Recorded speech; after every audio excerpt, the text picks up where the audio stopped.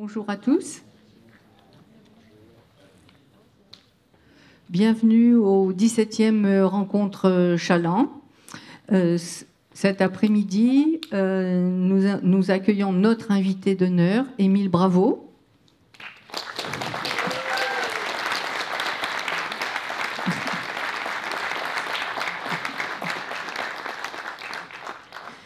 Alors, je l'ai invité, enfin nous, le festival, nous l'avons invité pour deux raisons. Un, nous nous connaissons depuis quelque temps déjà. Il est venu plusieurs fois au festival, il y a quelques années. 2008, 2013. Voilà. Et nous nous sommes rencontrés un jour à Paris, dans une rue du Temple. Et je dis, tu avais déjà fait le journal d'un ingénu. Et j'ai dit, mais tu peux peut-être bientôt revenir au Rencontre Chaland. Qu'est-ce que tu as? Il m'a dit, non, pas tout de suite, parce que là, j'ai un très gros projet. Et attendons. Et le projet, c'est l'espoir malgré tout. Et c'est bon, le projet a eu lieu sur plusieurs années. Nous avons attendu un anniversaire. Donc cette année, c'est l'anniversaire de la libération de la France. Donc je me suis dit que dans notre programmation, ce serait bien d'avoir un invité qui aborde le sujet de la guerre, de la Seconde Guerre mondiale et de l'héroïsme en temps exceptionnel. Voilà, donc c'est avec plaisir que nous accueillons aujourd'hui Émile, qui va nous parler de son travail, peut-être, de ses idées, peut-être, de sa manière d'aborder son métier, peut-être. C'est un peu un grand mystère. Bon, Émile, dis-nous tout. Pourquoi es-tu là? Merci Isabelle. Merci d'être venue. Merci de m'écouter. Enfin, ça peut être lourd, hein, mais j'espère que ça va bien se passer. C'est une très bonne question. Pourquoi je suis là? Et comme je disais ce matin, en fait, c'est une question que je me pose tous les matins en me regardant, en me disant mais qu'est-ce que tu fous sur cette planète? Donc, effectivement, c'est une bonne question. Je voulais juste, en fait, je suis là parce que j'ai un discours en fait sur la bande dessinée qu'on entend peu parce que comme je disais aussi, je me répète souvent.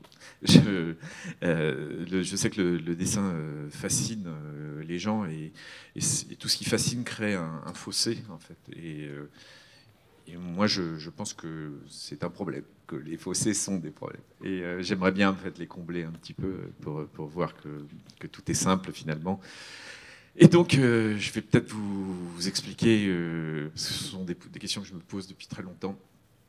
Alors, pas mes problèmes existentiels. Je vais vous expliquer un petit peu mon point de vue en fait sur pourquoi ce métier, en fait, pourquoi j'ai choisi de faire de la bande dessinée, c'est-à-dire utiliser donc le dessin pour m'exprimer. Alors parce que bah oui, je me souviens quand j'étais, on va parler beaucoup d'enfance. Quand j'étais enfant, on va dire que on me disait que j'avais une prédisposition au dessin, donc j'aimais bien dessiner.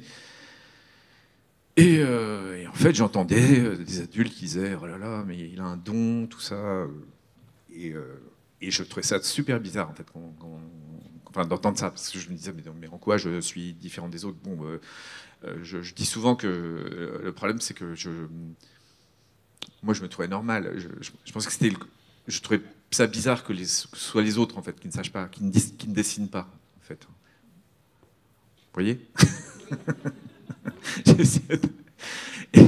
Et c'est vrai que là, vous êtes en train de me penser, oui, mais espèce de crétin, bah oui, tu avais un don particulier, mais il n'empêche que c'est quand même pas normal. Enfin, je veux dire, on peut se dire, d'accord, okay, on a des collections neuronales en fait qui sont peut-être différentes, mais quoi qu'il en soit, je ne dessinais pas, je ne suis pas né. Enfin, quand j'avais 2 ans, 3 ans, je ne dessinais pas comme aujourd'hui. En fait, vous voyez, le dessin, c'est quelque chose en fait. Enfin, ce dessin-là, du moins, c'est quelque chose qui est venu peu à peu. Vous comprenez?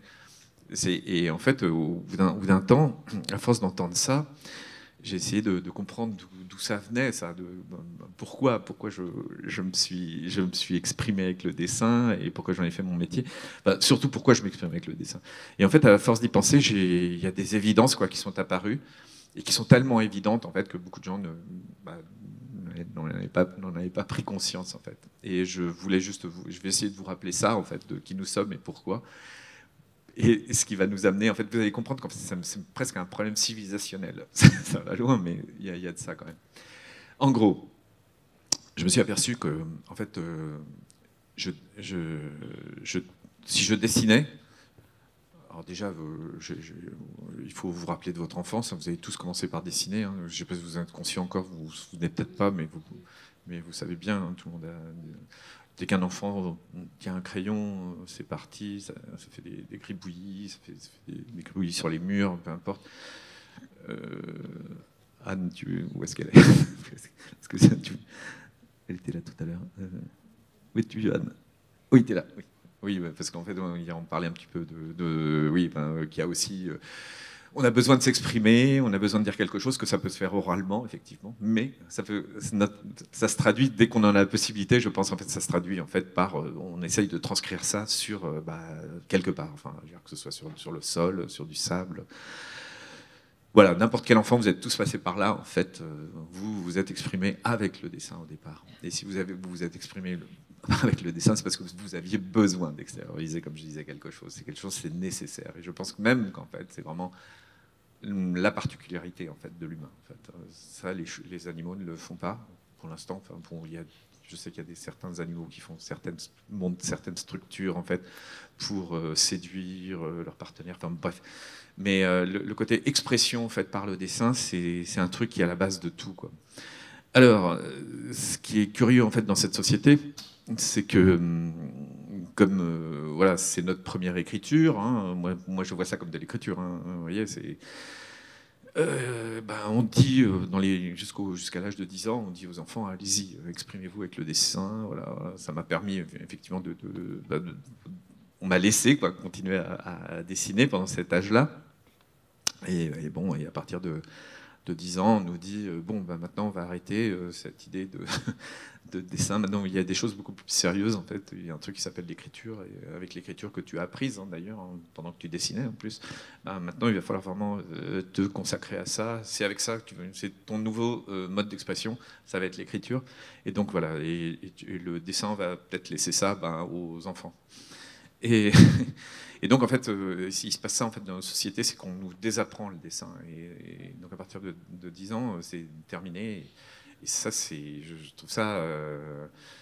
je vous dirai ce que j'en pense, mais en fait, il se trouve que on se plonge tous dans l'écriture. Et après, ce qui se passe, c'est que si vous continuez à faire du dessin, moi j'ai continué, on ne va pas dire que j'ai résisté parce que mes parents m'encourageaient quand même à dessiner, et puis il y a beaucoup de gens bienveillants en fait, qui vous disent allez, continue, et d'autant plus qu'il y avait cette espèce de ce qu'ils appelaient cette prédisposition, donc ils sentaient qu'il y avait ce truc, lui ça a l'air de marcher pour lui, enfin il a l'air de bien pouvoir il s'exprime bien avec le dessin, on va le laisser, on va lui foutre la paix. Mais bon, après ce qui se passe c'est que vous développez votre dessin, puis après vous arrivez à l'âge adulte et les adultes s'étonnent parce que vous vous exprimez avec le dessin. Oui. Et là, ça devient assez délirant. Enfin, on se retrouve avec des adultes qui disent « Oh là là, mais c'est incroyable, c'est quoi ?» Enfin, ils trouvent ça magique. C'est magique. Hein. Je ne sais pas si vous avez déjà vu ça. Enfin, il y a beaucoup d'amateurs ici de bande dessinée. Je suppose que quand vous faites faire une dédicace, vous voyez l'auteur en train de dessiner, et là, oh, c'est un truc qui se dessine là devant vous. C'est fascinant, quoi. C'est complètement dingue. Et moi, le problème, il est là, c'est que pour les gens qui ont continué à dessiner, c'est tout à fait normal. C'est absolument... Vous voyez ce que je veux dire?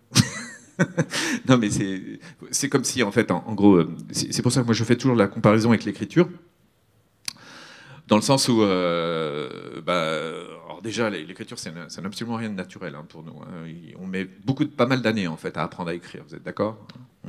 Okay, donc même on peut passer en fait sa vie à écrire, on ne sait pas, on continue à apprendre.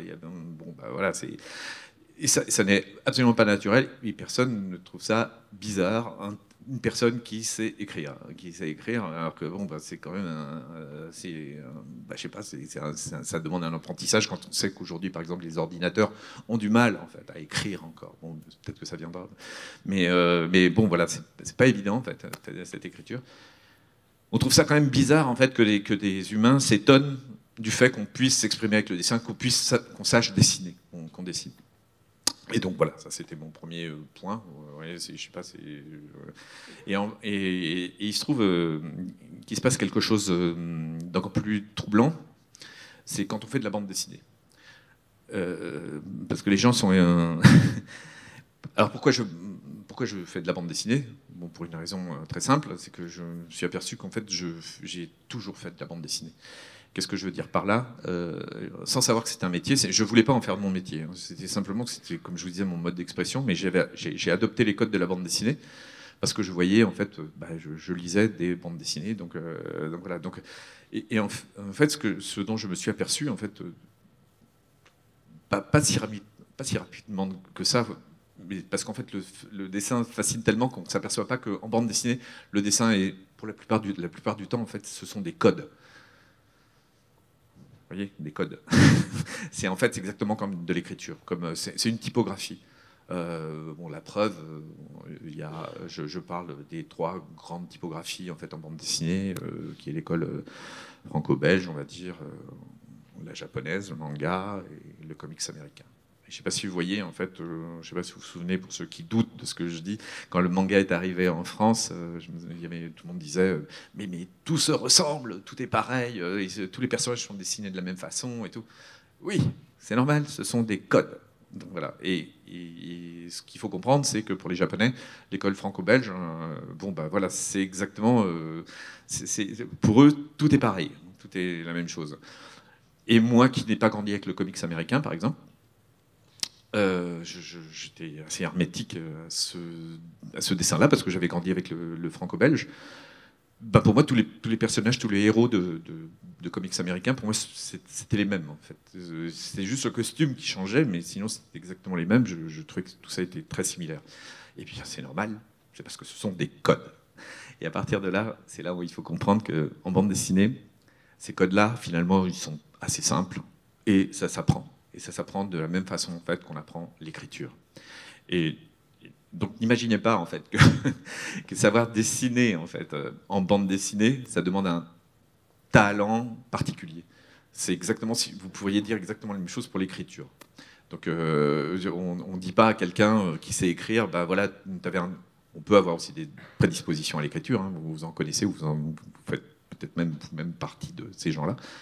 Des gens qui savent très bien écrire dès le départ, qui assimilent très bien l'outil, mais bah, c'est pareil, c'est exactement la même chose en fait pour le dessin. En fait. Et ça s'apprend en fait, les codes de bande dessinée. Je sais pas, je peux vous faire... bon, pour tous les dessinateurs ici, tous les professionnels, bon, vous connaissez déjà ce truc-là, mais pour les gens en fait, qui ne connaissent pas bien en fait, le monde de la bande dessinée et le dessin en lui-même, je peux vous montrer en fait, par des petits dessins en fait, la preuve de ce que je vous annonce. C'est... prenons... je vous parlais du franco-belge. Si vous prenez un personnage... je vous fais un personnage. Ok. Bon, Tintin. D'accord. Bon, bah, finalement, c'est quoi Tintin? Tintin, c'est assez neutre, c'est un cercle, il y a deux petits points, et bon, bah, une petite houppette. Bon, bah, si vous voulez, si je fais ça à la houppette, je la transforme comme ça, je lui mets un calot. Voilà. Et là, nous avons Spirou. Vous voyez, bon, si vous changez un peu ça, et c'est hop, voilà, c'est Spirou. Ça vient en fait. C'est cette base en fait qui est très simple, qui vient même pas en fait de. Je pense que c'est plus les Américains même qui ont inventé ça. Et Riemann faisait ce genre de visage avec deux petits points. C'est les deux petits points là, pour les yeux. Bah, ce sont des codes. Vous voyez. Et qu'est-ce que ça signifie ça en code? Ça veut dire bon, si vous enlevez ça, parce que ça c'est une information qui veut dire un groom, mais sinon ça veut dire en fait un jeune homme.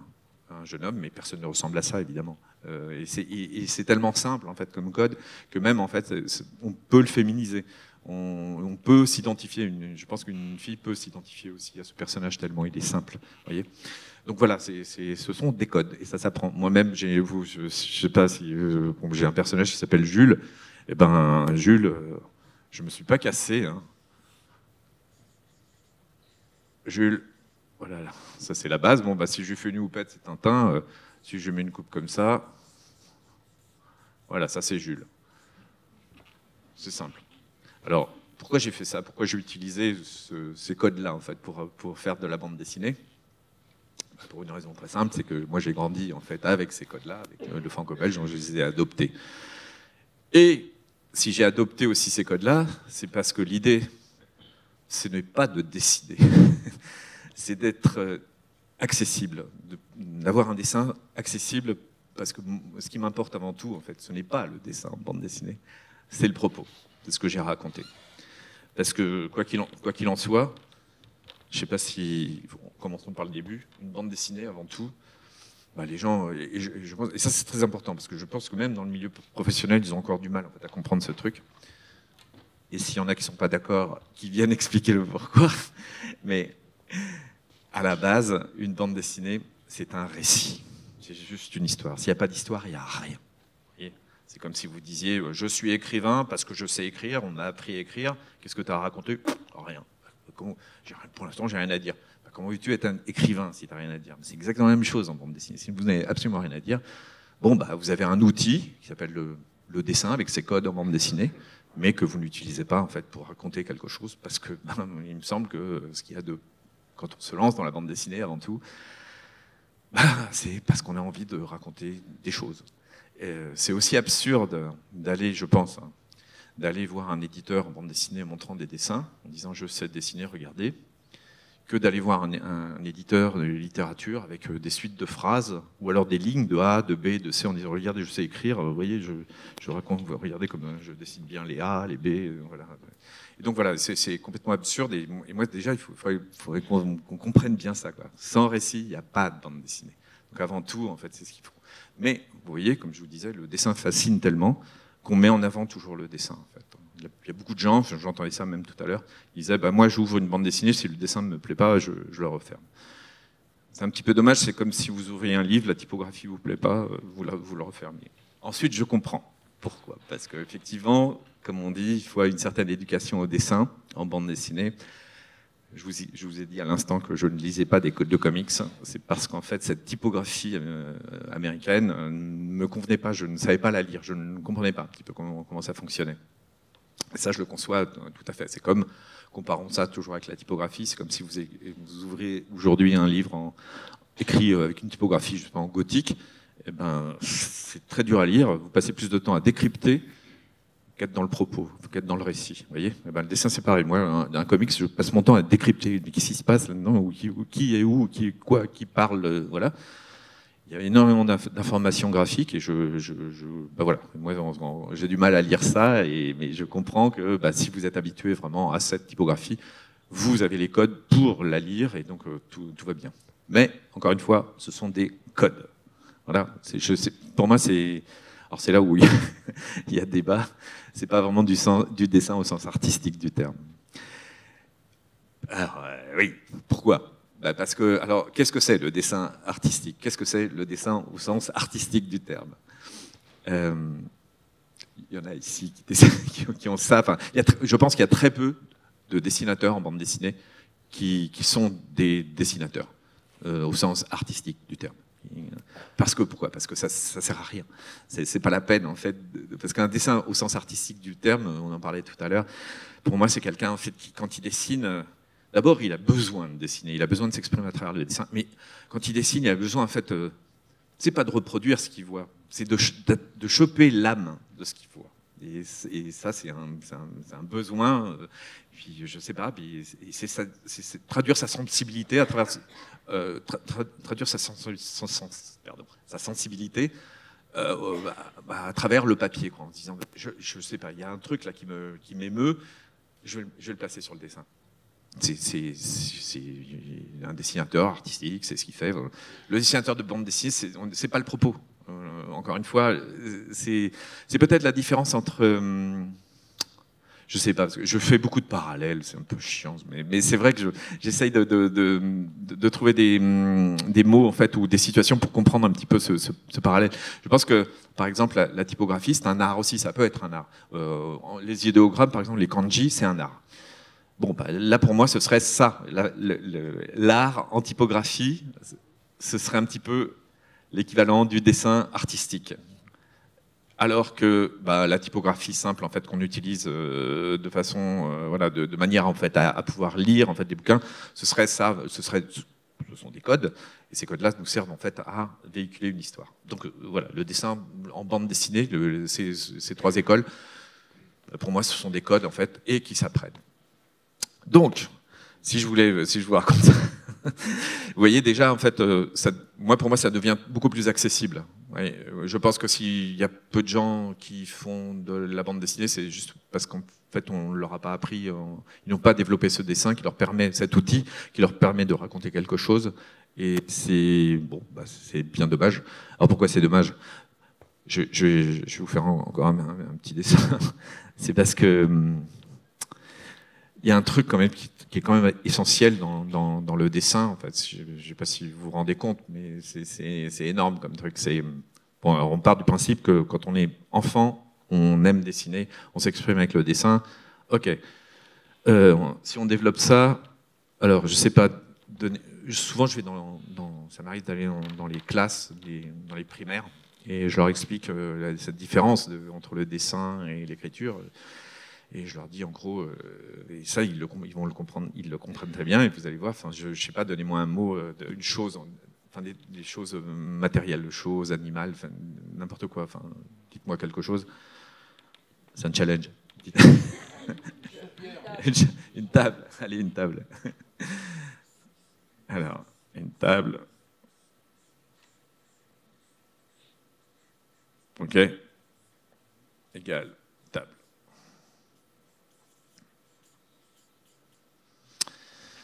Alors, quand vous dites à un enfant, voilà, vous êtes bien d'accord avec ça? Oui, bien sûr, on est d'accord et tout. Bon, c'est quoi la différence? Bah là, il y a un dessin, à côté, il y a un mot. Oui, d'accord, mais enfin, vous voyez pas, il y a un truc beaucoup plus évident, en fait, c'est quoi?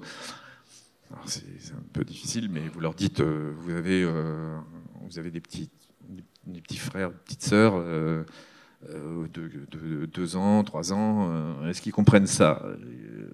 Ben non, pourquoi? Parce qu'ils savent pas lire et écrire. Et ça, ils le comprennent? Oui, ils le comprennent. Est-ce qu'un Chinois comprend ça? Non. Ben pourquoi? Ben parce qu'il ne parle pas français, et donc voilà. Et est-ce qu'il comprend ça? Il le comprend. Alors, ce qui veut dire qu'en fait, ce dessin, ce qu'on appelle du dessin, et puis ça c'est très codifié en plus, hein, c'est une écriture universelle avec laquelle on peut exprimer énormément de choses. C'est quand même dommage de se couper. Ça, on est à peu près quoi? On doit être 300 millions dans le monde à parler français, à comprendre ça.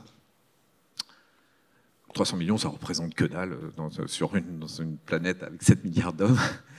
Faites le calcul, c'est vraiment très peu. Et alors que ça, tout le monde le comprend. C'est quand même dommage en fait, de se couper en fait, de cet outil de communication universelle qu'est le dessin et qu'on a naturellement dès l'enfance et qu'on nous désapprend, se disant parce que c'est puéril. Et qu'il vaut mieux apprendre cette langue qui s'appelle le français et cette écriture en fait qui est réservée, bon, là en l'occurrence, à cette langue qui est le français. C'est quand même dommage. Moi, je trouve ça. En fait, ce qui est puéril, c'est de faire ça, c'est de se couper de cet outil-là. Et moi, même quand on y réfléchit, on se dit mais c'est quand même criminel. Je ne sais pas si vous êtes arrivé en fait d'aller dans des pays, dans un pays étranger où vous ne parlez pas la langue. Je vous assure qu'avec quelques petites notions de dessin, vous pouvez exprimer énormément de choses en fait. En tout cas, vous ne serez pas perdu, vous obtiendrez ce que vous voulez en fait. Et la personne vous répondra aussi avec des dessins très simples. Mais en fait, avoir en fait ce réflexe qui consiste à s'exprimer avec le dessin, moi ça me paraît naturel. Et encore une fois, c'est pas parce que j'avais une prédisposition, c'est pas parce que voilà, j'ai jamais lâché le dessin, c'est juste parce que depuis l'enfance, c'est comme ça. Donc voilà, déjà, c'est le constat où on se dit, mais c'est quand même terrible de vivre dans une société en fait, qui ne comprend pas ça. En plus, encore plus grave, alors, qu'est-ce qui est encore plus grave? C'est que quand on nous enseigne notre alphabet, on fait des lignes de A, de B, de C, D. On en a fait des lignes pour apprendre à écrire. Tout ça, c'est pour apprendre à écrire. Hein.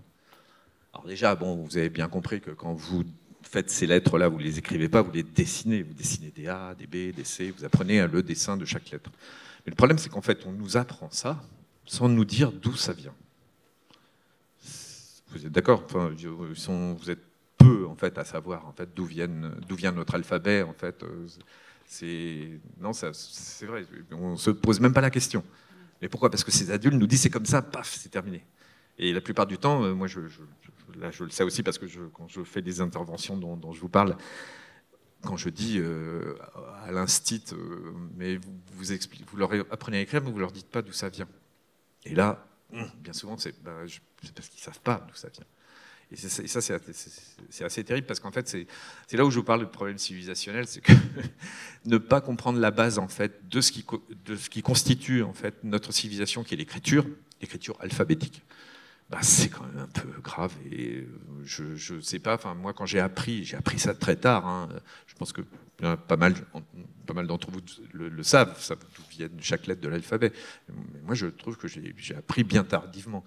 Et en fait, quand vous apprenez que, je sais pas, vous connaissez l'histoire du A peut-être, que le A avant s'écrivait comme ça. Enfin, il a basculé, il s'est écrit comme ça, et ensuite il était de ce côté-là, que de façon primitive c'était plus ça, et au début c'était ça. Que ce A, ça vient en fait des hiéroglyphes égyptiens, parce qu'en fait, ce sont les Cananéens qui ont inventé en fait l'alphabet. En fait, les Cananéens, c'est la Palestine. Là. C'est là où il y a tout ce bordel là. Notre civilisation vient de là, quoi. C'est pour ça que c'est grave en fait que ça continue. Quand on s'aperçoit que tout notre alphabet, en fait, ce qu'ils ont fait, les Cananéens, ils ont inventé le truc le plus génial du monde. Ça s'appelle l'alphabet. Le grand truc, c'est pas l'invention de l'écriture, sinon l'invention de l'alphabet. Pourquoi? Parce que ça démocratise l'écriture. C'est-à-dire qu'avant, pour savoir écrire, aussi bien dans les civilisations en fait, mésopotamiennes qu'en Égypte, il faut apprendre des centaines et des milliers de signes en fait, pour communiquer, pour apprendre à écrire. Là, en 30 signes, on apprend toutes les langues. On peut écrire toutes les langues. Et ça, c'est un coup de génie fantastique, quoi. Donc, la plupart des lettres de notre alphabet ont été pompées finalement dans ce qu'il y avait de plus figuratif dans l'écriture qui existait déjà, donc les hiéroglyphes. On a chopé la tête du taureau. Et en cananéen, le taureau, ça se disait Aleph. Et on s'est dit, on va juste garder le premier son. C'est pas la première syllabe, sinon le premier son. Et c'est donc le A. Et ça a donné, c'est ce A qu'on utilise, nous, parce que voilà, il y a eu cette évolution quand on a perdu le sens, en fait, quand l'écriture est sortie de Canaan par les Phéniciens. Les Phéniciens l'ont donné aux Grecs, et les Grecs aux Romains, enfin aux Étrusques, aux Romains, bref. Ça a été divulgué partout. Toutes les écritures, en fait, alphabétiques, pardon, du monde viennent de cette région. C'est toutes des dérivées, même des écritures en fait du fin fond de l'Asie en fait, elles viennent de là. Bon, c'est hyper simple, mais qu'est-ce que c'est ça au départ? Donc ce sont des hiéroglyphes, mais qu'est-ce que c'est les hiéroglyphes? Ce sont des dessins.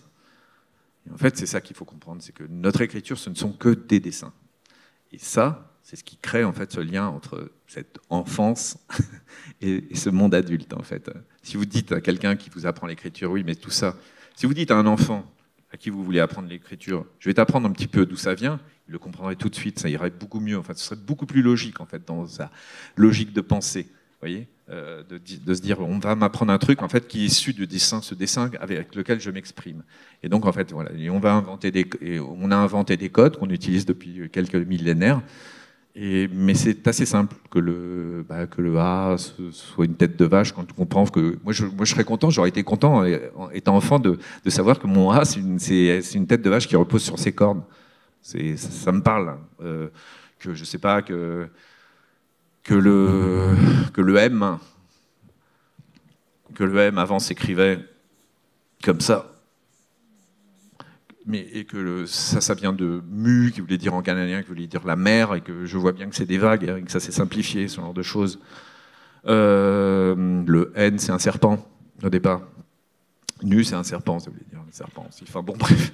Et que ça, là, le haut, là, avant on s'écrivait comme ça, il y a un petit point, en fait, ça vient de œillet, qui veut dire œil, en fait. C'est un œil. Et ce qui est logique, c'est normal, on peut s'imaginer que chaque représentation graphique, en fait, d'une chose, d'une partie du corps, eh ben, avait son nom, en fait, dans cette langue, et que ce truc de génie de garder juste le premier son, en fait, du mot, ben, voilà, c'est ce qui a formé notre alphabet. Moi, je pense que si on nous faisait comprendre ça, parce qu'encore aujourd'hui, moi j'ai grandi, je ne sais pas si c'est de votre cas, mais j'ai grandi en fait dans l'idée que notre écriture venait du latin, évidemment, et lui-même venant du grec, et que la civilisation occidentale, c'était la Grèce. Et là, quand on s'aperçoit qu'on va au-delà de la Grèce et qu'on va là, justement à ce Proche-Orient dans lequel on a l'impression que c'est ailleurs, c'est pas nous, c'est voilà, c'est une autre civilisation, non, pas du tout. Notre civilisation vient de là où il y a tous les problèmes aujourd'hui. Moi, je trouve ça important de le savoir, parce que ça nous responsabilise un petit peu plus. Et donc voilà, je pense que le simple fait, cette démonstration, pour moi, elle devrait être évidente. En fait, c'est quelque chose qu'il faudrait inculquer, enfin, transmettre à tous les enfants pour bien comprendre que l'écriture, c'est du dessin. Et à partir de là, peut-être que civilisationnellement, on prendrait en compte le dessin un petit peu plus, sachant que c'est la base, en fait, de toutes les écritures, en fait. Donc, voilà. Et donc, quand on parle de bande dessinée, qu'est-ce que c'est la bande dessinée ? Ben, finalement, c'est une écriture,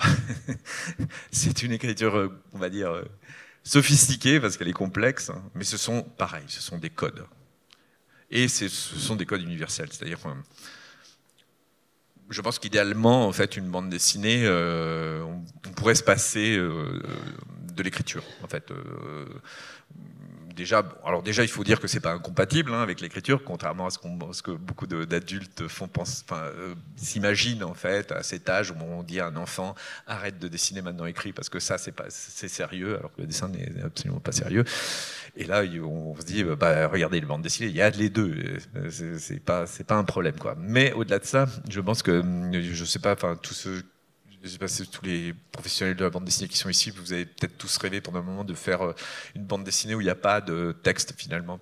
Pourquoi ? Parce que ce serait une bande dessinée universelle. Il n'y aurait pas besoin de traduire. Et donc moi je trouve ça, vous voyez un petit peu le potentiel que ça a en fait. Donc voilà, c'est en ça que je trouvais que c'est très important la bande dessinée, c'est pas rien, c'est pas un truc naïf et voilà. Et je vous parlais en fait encore de mon enfance, c'est très important ça à comprendre. Parce que je pense que c'est le cas de beaucoup d'enfants. Comme je disais ce matin, en fait, j'ai un souvenir vraiment très vif en fait de mon enfance. Je me souviens vraiment de périodes. Puis en tout cas, je me souviens des moments qui m'ont enfin très marquants quoi. Et je me souviens que je vais vous apprendre, je vais vous expliquer un petit peu pourquoi je me suis rapidement exprimé en fait avec le dessin. C'est que je raconte cette anecdote, c'est quelque chose que vous avez sans doute vécu aussi. Un parent qui vous lit en fait une histoire à l'époque où vous ne savez pas lire. Moi, mon père me lisait. Il avait trois façons en fait de me raconter des histoires. C'est soit il me lisait un livre, et là je l'écoutais. J'écoutais en fait le récit, voilà, et je me construisais les images dans ma tête. Soit il me lisait une bande dessinée, et là en fait on la suivait à deux, parce que finalement on partageait les images, mais lui finalement il me lisait simplement les dialogues, c'était ça l'idée. Et moi j'écoutais les dialogues, et je voyais qu'il se passait quelque chose déjà. Enfin, je comprenais, voilà, j'animais dans ma tête en fait tous les personnages qui étaient dessinés. Et l'autre truc, c'est la troisième façon qu'il avait en fait de me raconter une histoire, c'est qu'il inventait les histoires. Et en fait, j'en parle souvent. Je dis, vous savez laquelle des trois façons, enfin des trois modes en fait les trois façons de raconter des histoires, celle qui me plaisait le plus. Vous pensez peut-être que c'est la bande dessinée. Et en fait, c'est pas la bande dessinée. En fait, c'est quand il inventait les histoires. Et pourquoi ça me plaisait ? Pourquoi c'est ce que je préférais ? C'est parce qu'on pouvait intervenir. Et quand on pouvait intervenir, on participait au récit. Et ça, moi, je trouvais ça magique. parce que c'était malléable, hein, parce que des fois j'avais pas j'avais pas envie d'entendre parler de monstres, de choses comme ça, et donc quand je disais non, pas de monstres et tout, et puis bon, je sais pas, je façonnais l'histoire à mon goût, au goût de l'instant, quoi. Et ça, c'était vraiment un grand plaisir, en fait. Et du coup, ce qui se passait, c'est que moi, j'adorais. Il trouvait toujours, en fait, mon père trouvait toujours en fait la pirouette pour terminer son histoire. Et du coup, moi, je trouve ça tellement génial que moi aussi, je voulais lui raconter des histoires. Et alors, moi, j'avais, je sais pas, 3 ans, 4 ans, donc je prenais une feuille de papier, et puis finalement, comme je voyais que dans les bandes dessinées, une suite de dessins déjà racontait quelque chose, parce que moi, ce qui me plaisait, c'était ça, quoi, bon, même si je ne savais pas écrire, mais au moins déjà par le dessin, il y avait, ça me parlait, ça racontait quelque chose. Donc du coup, je me mettais à dessiner mes bandes dessinées, quoi, avec le dessin d'un enfant de 3 ans, 4 ans. Vous voyez ce que ça peut être, le dessin d'un enfant de 3 ans. Et quand j'avais fini, en fait, je soumettais ça à mon père. Alors évidemment, et ça, je m'en souviens très très bien. La première réaction, et c'est pas que mon père, tous les adultes en fait à qui je montrais des dessins quand j'étais enfant, ils faisaient ce que font tous les adultes, c'est genre oh les beaux dessins, t'as fait les beaux dessins. Et moi, je me souviens que ça m'énervait, que je disais mais non, mais lis en fait, lis, il y a une histoire, et c'est ça en fait qui me. Et là, c'était waouh. Bon, il y a une histoire. Alors là, évidemment, il fallait. C'est pour ça que j'admire mon père comme on peut admirer Champollion, parce que ça devait être difficile à comprendre. Et alors, c'est quoi? Ah oui, c'est ça. Ah d'accord, il se passe ci, il se passe ça. Et à la fin, quand il avait compris mon histoire, bon, je terminais par un gag, sans doute, je sais pas, un personnage qui tombe, peu importe. Mais moi, quand il a fini mon histoire, de lire mon histoire, j'étais aux anges. C'était ça, mon but, vous voyez. Donc en fait, tout ça pour dire que mon dessin, depuis tout petit, en fait, j'ai compris que ce dessin, en fait, me servait à m'exprimer, à raconter quelque chose. Et en fait, ça m'a jamais quitté, il me semble, parce que même à l'école, j'aimais beaucoup raconter, amuser mes camarades.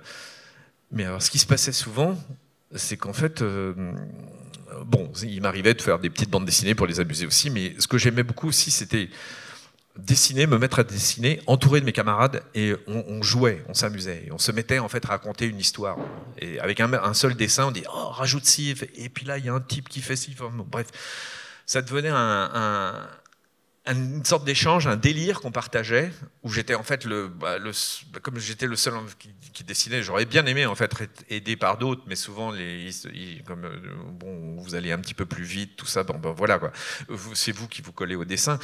Mais c'était ce partage, ce côté en fait, on construit une histoire ensemble, et moi je trouvais ça génial, quoi. Pourquoi? Parce que c'était du jeu.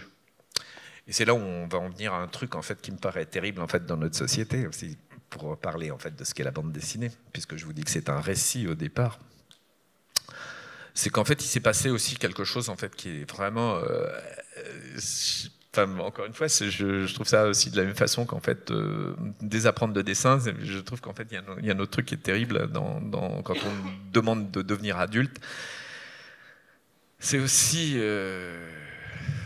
non, je vais reprendre. En fait, c'est plutôt en fait, il y a un mot. Nous, en tant qu'auteurs, on nous parle d'art, de création. Et souvent, enfin, moi, quand je vais dans les écoles, il y a souvent cette phrase, en fait, cette question, en fait, qui vient souvent, où on me dit, mais d'où vient la création? On a l'impression que truc. Et c'est vrai que c'est une question qu'on peut se poser. Pourquoi je crée? D'où vient la création? Vous êtes déjà posé cette question-là?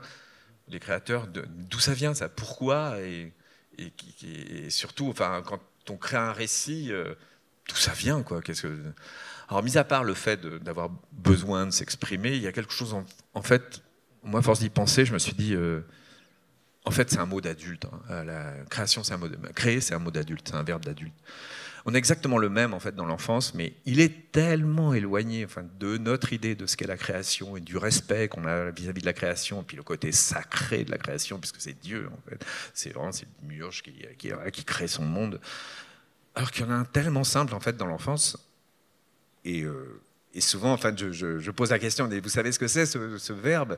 Et c'est vrai que les adultes ont vraiment beaucoup de mal en fait, à le trouver. Les enfants aussi, quand ils sont tout petits. Enfin bon, bref. Vous savez ce que c'est en fait ce verbe? Je sais jouer. Voilà, c'est ça. Le jeu, quand on est enfant et qu'on joue, en fait, on est vraiment, mais notre création est sans limite. On se met à jouer, on s'imagine tout, quoi. Tout est possible, on devient, je sais pas, un chevalier, on a un château, on a tout ce qu'il faut, voilà, on devient une princesse, enfin, on a tout, il n'y a aucune limite. On a tous les territoires qu'on veut, on se crée tout, vraiment, enfin, je sais pas, c'est fantastique. Et ça, bah voilà, cette enfance, elle est heureuse aussi, parce que, pourquoi? Parce qu'on joue, quoi. Et donc, on met toujours. Moi, je pense que ça nous a développé énormément. Hein, je pense cet esprit créatif où voilà, on est toujours en train de s'inventer quelque chose. Et là aussi, il se passe ça, c'est qu'à partir de l'âge de 10 ans, on nous dit bon, maintenant, il faut arrêter de jouer. Il faut arrêter de jouer, et maintenant, il va falloir étudier, il va falloir passer aux choses sérieuses, puis même un jour travailler. Et bien ça aussi, c'est terrifiant, parce que vous tarissez en fait toute votre création, notre créativité, tout votre imaginaire en fait se tarit. Si vous en servez plus, vous devenez en fait un passif. Et en fait, c'est là où en fait vous prenez plaisir à vous distraire en regardant ce que font les autres, la création des autres. Mais la vôtre, mon Dieu, mais c'est quand même dommage en fait.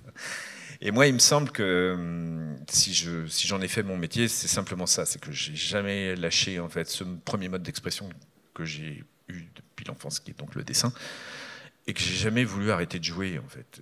Mais parce que sinon on s'ennuie dans la vie si on ne joue pas.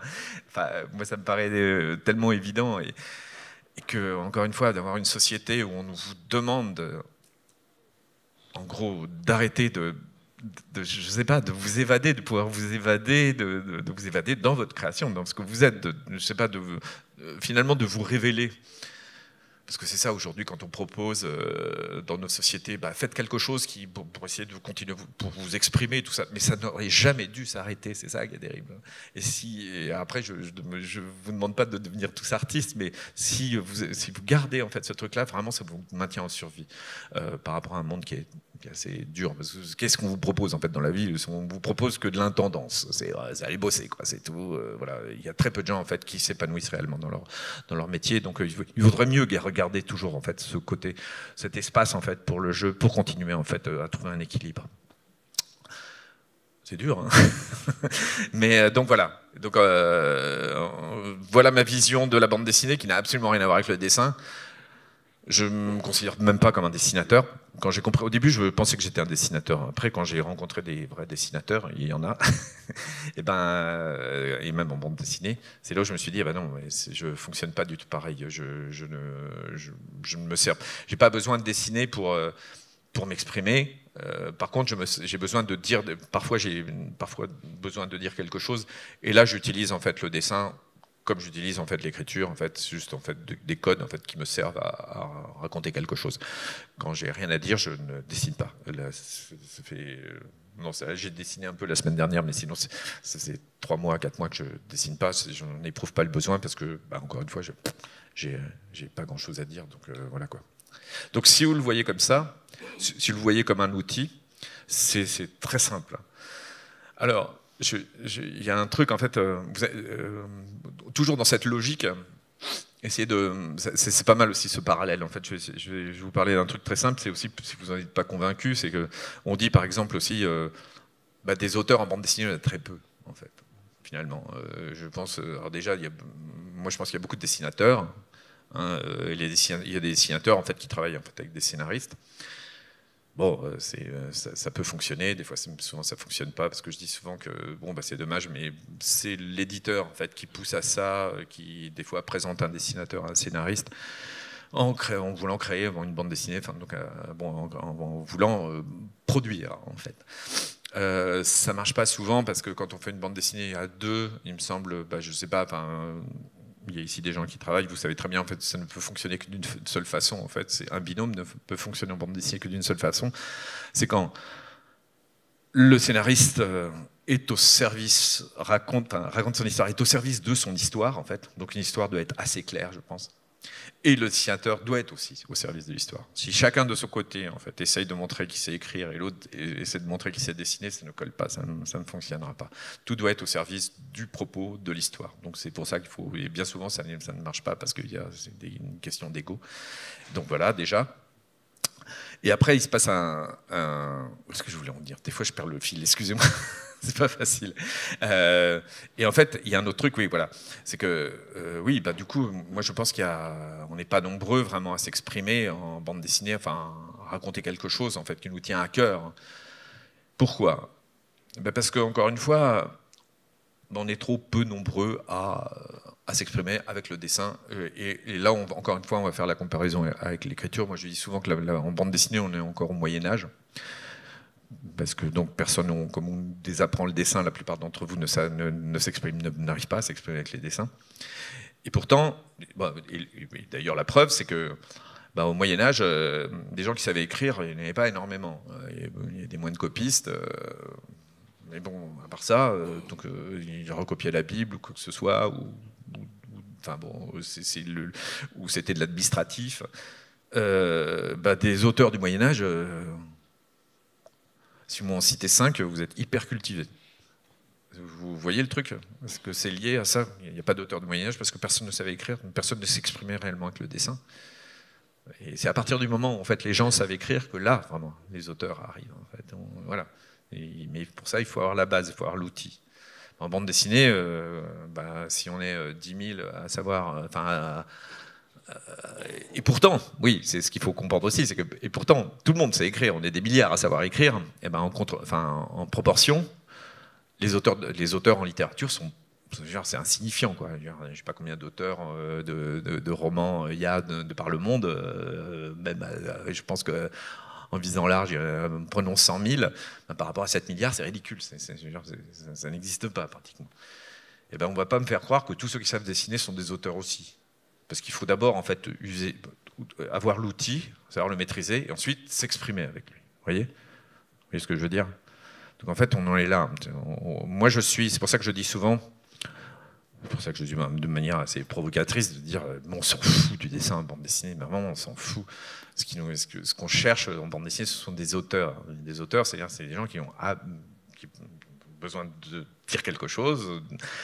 Ils pourraient très bien le faire avec l'écriture, en littérature, ils pourraient le faire avec le cinéma, mais bon, il se trouve qu'en bande dessinée, on est trop peu et que c'est quand même assez simple en fait, à utiliser le dessin en bande dessinée pour s'exprimer. Donc c'est quand même dommage qu'on n'en ait pas plus. Mais avant tout, quand je parle de dessin en bande dessinée, ce sont des codes et les codes peuvent être très très simples. L'idée en bande... je continue en fait dans cette idée logique. Par exemple, moi, en tant qu'auteur, quand je fais mes histoires, j'ai envie d'être lu. Et pas simplement par les lecteurs de bande dessinée. Pour moi, c'est une histoire. Pour moi, comme je vous disais, c'est de l'écriture. J'ai envie d'être lu par tout le monde, puisque je m'adresse à tout le monde. Donc, en fait, c'est quand même dommage en fait, de chercher... En fait, l'idée, c'est de sortir de ce lectorat qui est quand même un petit ghetto en fait, de gens en fait, qui aiment beaucoup la bande dessinée. Et on a envie d'aller au-delà et d'avoir en fait des millions de lecteurs à travers le monde. Il faut avoir un peu d'ambition, je veux dire, c'est ce que je dis au monde de la bande dessinée. Il y a un petit peu d'ambition, aller au-delà. Et pour ça, il faut aller au-delà en fait. Il faut faire sauter les codes, ces codes dont je vous parlais.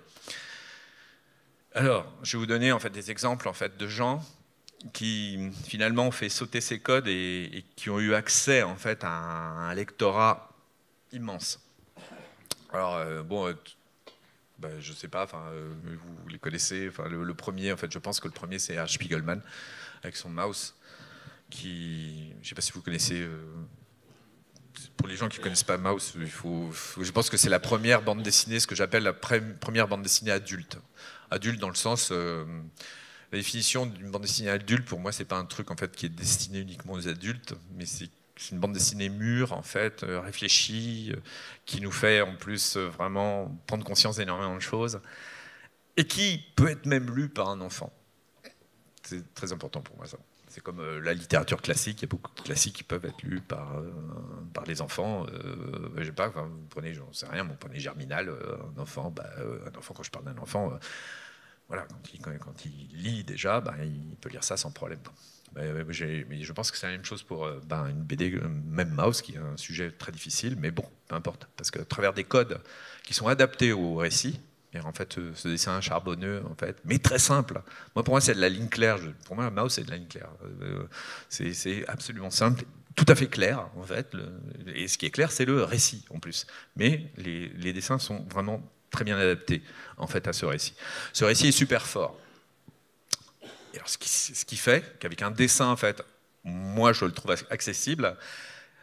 C'est très drôle parce que je pense que les lecteurs de bande dessinée, il n'a pas été accessible aux lecteurs de bande dessinée de la même façon qu'il était accessible à l'autre lectorat, celui de la littérature.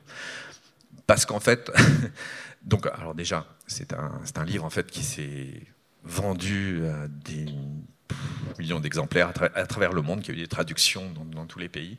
Et c'est là où on se dit, c'est quand même dingue en fait. La bande dessinée, elle peut s'ouvrir au monde. Et c'est là où on se dit, là, pour moi, c'est le futur de la bande dessinée, il est là, quoi. C'est cette accessibilité en fait qui sort en fait des codes de la bande dessinée. Beaucoup de gens en fait n'ont pas lu à l'époque où ça a été publié, n'ont pas lu Maus parce qu'ils trouvaient ça mal dessiné, par exemple. Ils trouvaient ça crade, voilà. C'est bien dommage. D'ailleurs, l'histoire, c'est l'histoire de Maus, c'est qu'au départ, il devait être publié par Futuropolis parce que vous avez bien compris en fait ce qu'était en fait la force de cette œuvre, mais ils ne l'ont pas fait pour des raisons commerciales, il me semble, économiques du moins, et que c'est Flammarion qui a publié Maus, c'est-à-dire une maison d'édition en fait de littérature qui n'avait jamais publié de bande dessinée, qui se sont mis à publier Maus parce que c'est eux qui l'ont lu et qui n'ont pas eu d'a priori sur les codes de bande dessinée en fait qui étaient autres que ces trois codes dont je vous parlais, là, le franco-belge, le manga et le comics.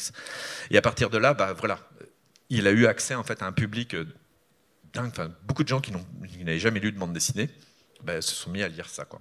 Et c'est là où on se dit, voilà, la bande dessinée, c'était cette écriture, en fait. C'est pas très compliqué à lire une bande dessinée. Je dis ça parce que vous connaissez sans doute des gens autour de vous qui disent, moi, je ne sais pas lire une bande dessinée. Je ne sais pas décrypter un dessin, un petit peu comme moi je vous l'ai dit pour les comics, hein, c'est complexe. Mais bon, quand on tombe en fait sur un dessin en fait qui est au service de l'histoire, c'est très lisible, quoi. Après, mais vous voyez, Spiegelman, il n'a pas cherché en fait à faire un dessin comment virtuose, ultra réaliste. D'ailleurs, ça aurait été assez obscène, hein, parce que quand vous dessinez une fosse avec des rats, parce qu'il a inventé un truc aussi, il a inventé, il a utilisé ce qu'on appelle le zoomorphisme dans sa BD, c'est-à-dire, pour ceux qui ne connaissent pas Maus, en résumé, ça parle en fait de Spiegelman, donc est un auteur, et il parle du vécu de son père, de la vie de son père qui a été déporté à Auschwitz. Donc c'est le témoignage de son père en fait à Auschwitz, et tout ça est traduit en fait donc en dessin, où les nazis sont des chats et les juifs sont des rats. C'est l'image qu'avaient les nazis des juifs, donc des rats, bon, voilà. Et quand il y a certains dessins, il y a certaines scènes en fait qui sont assez terribles où on voit, voilà, des rats qui brûlent dans une fosse. Et en fait, c'est même un beau dessin. Bon, ça vous pouvez pas faire en réalisme, ce serait obscène, vous voyez. Et en fait, c'est assez terrible, parce que même quand vous lisez ça, parce que vous dites, oui, d'accord, là je vois des rats dans une fosse, mais en fait, il faut que je m'imagine que ce sont des êtres humains. C'est à vous de faire un clac, cette petite bascule-là. Et en fait, c'est terrifiant aussi, quoi. C'est un petit peu comme vous lisez, moi je compare souvent Spiegelman le Maus à Si c'est un homme de Primo Levi. C'est pareil, quoi. On doit compléter les images, en fait, vous voyez. Donc, grâce à un récit très fort, il a atteint en fait des millions de lecteurs qui ne sont pas en fait forcément d'ailleurs au début, qui ne sont pas en fait des lecteurs de bande dessinée. Il y a eu le même phénomène un petit peu plus tard avec Marjane Satrapi, parce que Marjane finalement avait une histoire très très forte. Et qu'est-ce qu'elle a fait en fait finalement? Marjane Satrapi, elle ne connaissait pas la bande dessinée, elle vivait en Iran, enfin elle a grandi en Iran, elle ne connaissait pas la bande dessinée, mais par contre, en fait, quand elle a voulu exprimer cette histoire, elle a utilisé en fait quelque chose de très simple. Alors je ne sais pas si vous voyez de quoi je parle, en fait, son graphisme, hein. Je ne sais pas si vous voyez en fait Marjane Satrapi, son dessin. En fait, si vous le regardez bien, hein, c'est de la miniature orientale en fait. C'est tout simple, voilà quoi. Donc elle s'est servie en fait de sa culture pour puiser en fait un mode, une typographie en fait, voilà, enfin une dessinée donc qui est très simple, très accessible. Et avec ça en fait, elle a raconté en fait sa vie, tout son parcours. Et là c'est pareil, c'est devenu un best-seller parce que c'est le propos encore une fois qui est fort. Et là, il s'est passé exactement la même chose. Hein. C'est pas Marjane Satrapi, donc personne n'en a voulu. Hein. C'est plutôt, c'est l'association qui l'a édité. L'association, c'est une maison d'édition qui est alternative en fait, et qui est pas en fait, qui rentre pas dans les codes de la bande dessinée du tout. Et là, encore une fois, c'est cette histoire en fait avec des dessins très simples.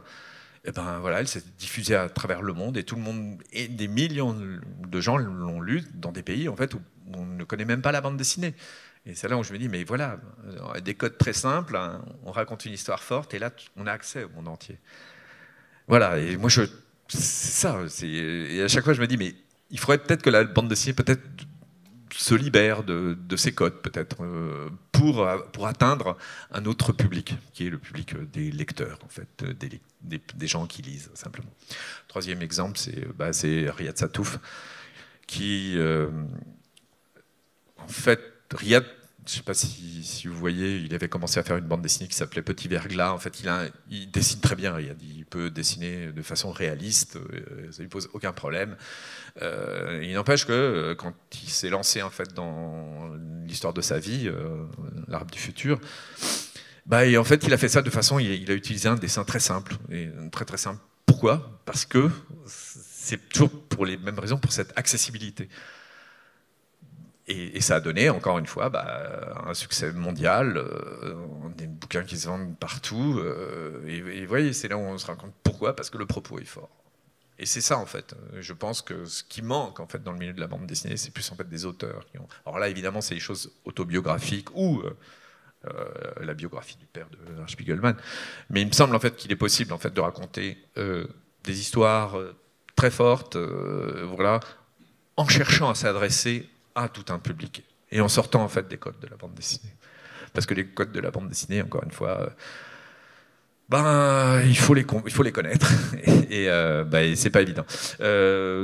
Moi, si j'utilise le code franco-belge, comme je disais, c'est parce que j'ai grandi avec, mais aussi c'est parce que je trouve que c'est un code très efficace. Les petits points là, à la place des yeux. Pourquoi ? C'est parce qu'en fait, encore une fois, on n'a pas besoin de dessiner de façon réaliste. Hein. Quand on veut faire une expression en fait, en bande dessinée, c'est quelque chose en fait, juste avec quelques petits éléments, en fait, on peut exprimer énormément de choses. La moindre expression, toute la gamme de sensibilité, on peut la traduire en fait, avec des codes simples. Beaucoup plus difficile en réaliste, parce que sinon c'est un véritable travail d'acteur, tout. Enfin, déjà les acteurs, en fait, on arrive, alors que ce sont des êtres humains avec des expressions faciales, on arrive à juger en fait si quelqu'un joue mal ou joue bien.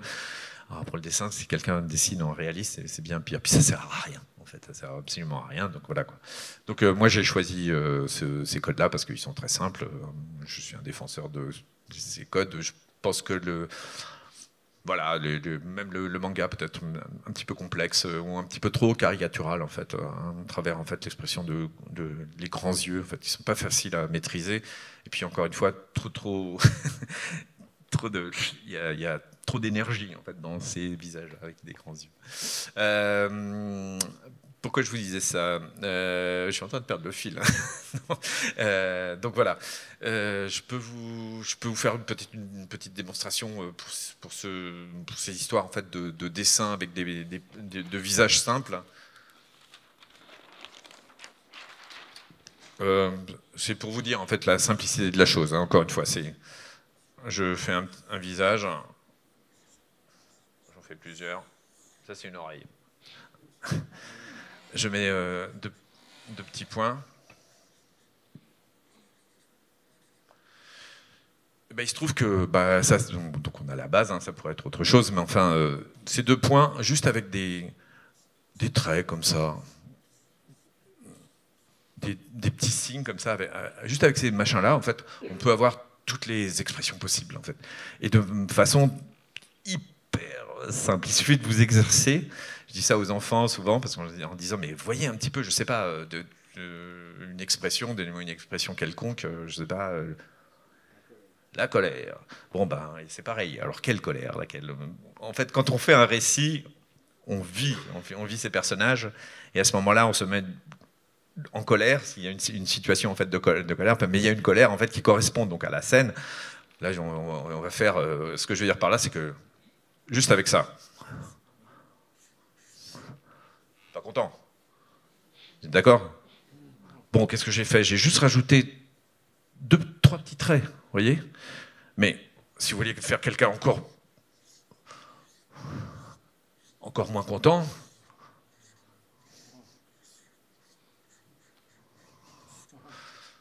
ensuite vous mettez ce genre de petits symboles. Mais qu'est-ce que j'ai fait là? J'ai juste fait 3 petits traits. Vous voyez, c'est de l'écriture, c'est comme si j'avais mis un accent sur le E. Avec l'accent, ça donne un E. Bon, bah là, c'est pareil. Avec juste deux autres petits traits, ben voilà, on peut accentuer une colère. Et c'est pareil pour toutes les expressions. C'est quelque chose d'assez simple et d'assez naturel. Et moi, je trouve que ça, c'est le b.a.-ba pour moi, en fait, en bande dessinée. Je trouve que ce qui est le plus important, en fait, c'est le jeu de ces personnages, en fait. Pour moi, en fait, quand je raconte un récit, j'ai besoin, en fait, de me mettre déjà à la place de tous les protagonistes et tous les acteurs et de jouer tous les personnages. Et à partir de là, en fait, je dis souvent que pour être un bon auteur de bande dessinée, ou même bon dessinateur, il faut être bon acteur, en fait. Ça me paraît très important. Parce qu'on joue la scène. Et oui, et là, vous ne m'avez pas vu, mais s'il y avait une caméra sur moi quand j'ai dessiné quelqu'un qui est en colère, en fait, vous aurez vu qu'en fait, je prends cette tête-là. Ça, si vous voulez bien la jouer, il faut la vivre. Et à ce moment-là, vous pouvez faire passer en fait cette expression. Mais c'est tout ça pour vous dire que c'est très simple. Et vous voyez déjà, en fait, là, on a un personnage qui se met à vivre quelque part. Et avec ça, vous pouvez raconter tout ce que vous voulez, quoi. Vous voyez. Ensuite, vous pouvez faire la même chose. C'est la même chose pour le corps. Le corps, ça parle énormément. Mais ça, il suffit de, vous voyez, vous pouvez faire en fait, même avec des patates là, comme ça. Vous pouvez avoir des attitudes. Moi, je ne demande pas à un auteur de bande dessinée de savoir bien dessiner. Il peut aussi me raconter en fait des histoires avec ce genre de personnages. Et j'exagère pas. Il y a un Espagnol, comment il s'appelait celui-là, celui qui faisait El Cutlass. Ces personnages, c'était un cow-boy. C'était ça son personnage. Et il faisait des trucs super drôles avec ça. Il avait un pistolet comme ça. Et voilà, et tous ces, je sais pas, il y avait des Indiens, c'était ça. Enfin bon, il y avait, je sais pas, c'était assez graphique et rien qu'avec ces éléments-là, en fait, il pouvait me raconter quelque chose de vraiment, je sais pas, drôle et voilà, c'est ce que je pense de la bande dessinée, quoi. Je préfère ça. Je peux vous raconter l'histoire, par exemple, vous connaissez Emmanuel Guibert? Alors, Emmanuel Guibert, c'était un virtuose. Mauvais dessinateur. Très mauvais. C'est un grand auteur. Emmanuel Guibert, c'est celui qui fait la guerre d'Alan. Je ne sais pas si vous avez déjà lu ça ou qui avait fait Le Photographe. Et Emmanuel, en fait, est vraiment un virtuose du dessin, quelqu'un vraiment de très talentueux. Son premier album, en fait, s'appelait Brune. Voilà. C'est un album, en fait, il a mis 7 ans à le faire, mais 7 ans où il s'est appliqué à chaque case, où chaque case ressemble à une photo. Voilà. Et c'est incroyable. Voilà. Mais c'est tellement bien dessiné, on va dire, que c'est presque maniéré, quoi. Ça va pas. Et en fait, l'album est paru, où le propos finalement c'était pas génial. Dans son histoire, Hitler avait fait un pacte avec le diable, genre de truc, évidemment, ça nous éloigne de ce qu'on est réellement. Enfin bon, et il s'était bien rendu compte que finalement, son propos, c'était un propos en fait qu'il avait eu dans l'adolescence, et les 7 années passant, voilà, il avait mûri, et voilà, et finalement cette histoire était ratée. C'est une histoire en fait qu'il n'a pas assumée. Et je le comprends. Mais après, il s'est passé quelque chose, c'est qu'il avait ce style de dessin hyper réaliste. Et il a rencontré Johann Sfar, Christophe Blain. Et il a vu leur liberté, ou même Lewis Trondheim, il a vu cette liberté où on voyait en fait des gens qui se mettaient à dessiner. Je ne cherchais pas à faire en fait quelque chose de parfait, sinon en fait à s'exprimer graphiquement. Et il a vu ça, waouh, il s'est dit, mon Dieu, c'est ça voilà ce qu'il faut faire. Et en fait, il a cherché en fait à se libérer de son maniérisme, de sa virtuosité. Et en fait, la canaliser ailleurs. Et donc, aujourd'hui, maintenant, c'est devenu un très grand dessinateur, mais qui se lâche totalement. Enfin, vraiment, il est fantastique. Mais ça lui a coûté 7 ans aussi pour sortir en fait de sa prison, en fait, vous voyez. Donc, c'est là où je dis, en bande dessinée, peut-être que ça sert à rien, en fait, de mettre cette virtuosité en évidence, parce que c'est pas ce qu'on demande en fait. Un dessinateur de bande dessinée, ce qu'on lui demande, c'est de nous raconter quelque chose avant tout. Et s'il a en fait un dessin qui ressemble vraiment à une écriture en fait assez fluide, voilà, c'est parfait. Parce que voilà, c'est très clair aussi. Ce qu'il faut comprendre en fait, une bande dessinée, moi ce que je lui demande aussi, c'est d'avoir en fait c'est d'oublier qu'on est en train de lire une bande dessinée, donc en fait qu'elle soit voilà cette fluidité quoi. Comme on demande à un bon écrivain de nous faire oublier qu'on est en train de lire un livre, comme on demande à un bon réalisateur quand on est au cinéma de nous faire oublier qu'on est dans une salle, voilà, c'est exactement la même chose, quoi. Mais pour ça, en fait, je pense que voilà, c'est très simple, parce qu'encore une fois, c'est notre écriture primitive. Et ça il faut le comprendre. Pour revenir à Marjane, il y a un truc très important de Marjane Satrapi, donc, qui a écrit donc, ce récit de Persépolis. Ce qu'il faut comprendre, c'est que elle, par exemple, son rapport au dessin, donc elle a utilisé, comme je disais, la miniature, mais elle a le dessin et elle dessine très bien hein, aujourd'hui, parce que voilà, elle a appris, mais c'était pas du tout son truc au départ. Je me souviens, elle nous disait. Mais moi, le dessin, elle voulait faire elle savait pas trop quoi faire. Elle avait fait les Beaux-Arts de Strasbourg et elle voulait peut-être faire de l'illustration, mais bon, je sais pas, c'était pas vraiment son. Elle disait non, je sais pas si ça m'intéresse réellement. Et quand on lui a dit, allez, vas-y, raconte ta vie en fait en bande dessinée, je me souviens, elle nous avait dit, mais moi, la bande dessinée, je connais pas. Et on lui a dit, attends, mais c'est pas grave. La bande dessinée, c'est un langage. Et là. Alors, ce qu'il faut comprendre, c'est que Marjane Satrapi, cette prédisposition-là, ce don-là dont on parlait, en fait, elle n'avait pas dans le dessin, mais elle a autre chose. Elle est polyglotte. C'est quelqu'un qui apprend une langue, mais hyper rapidement, parce qu'elle scanne une langue, elle arrive à comprendre la construction d'une langue, et en quelques mois, elle parle. Bon, elle était donc en Iran, elle parle le perse. Elle parle l'anglais, évidemment, le français. On l'a mise dans une école française. Le français, elle le parle parfaitement. Elle le parlait déjà parfaitement quand elle était en Iran. Ensuite, ses parents l'ont envoyée en Europe. Ils ont commencé par l'Autriche. Donc, elle a appris l'allemand couramment. Ensuite, elle a rencontré un Suédois qui est devenu son mari. Elle parle suédois aussi. Elle a appris le suédois en 3 mois. Enfin bon, les langues, il n'y a aucun problème. L'italien, très rapidement aussi. Enfin bref. Parce que, voilà, elle sait, depuis son enfance, elle a eu affaire à différents langages qui ont différentes origines, et elle a compris, en fait, à scanner un langage, à comprendre la syntaxe, comment on fonctionne, voilà, très rapidement. Et quand on lui a dit, mais la BD, c'est un langage, là, tout de suite, elle s'est dit, ok, d'accord. Et elle a appris en moins de 2, quoi. Et en 3 mois, elle savait faire de la bande dessinée. Vous voyez ce que je veux dire par là, c'est que en ayant un dessin qui est très simple déjà, comme je le demande, elle a appris en fait à s'exprimer. En fait, elle a vu en fait derrière en fait cette bande dessinée, voilà, ce langage, Et c'est ça qu'il faut, à mon avis, comprendre en fait en bande dessinée. C'est cette idée de langage.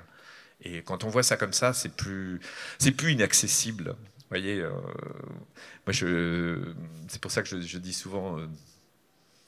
Quand je vois dans les salons, tout ça, je vois les gens qui s'émerveillent devant ce qu'on appelle un beau dessin. C'est un dessin bien fait, les proportions sont bonnes, bref, qui pour moi est un dessin codifié.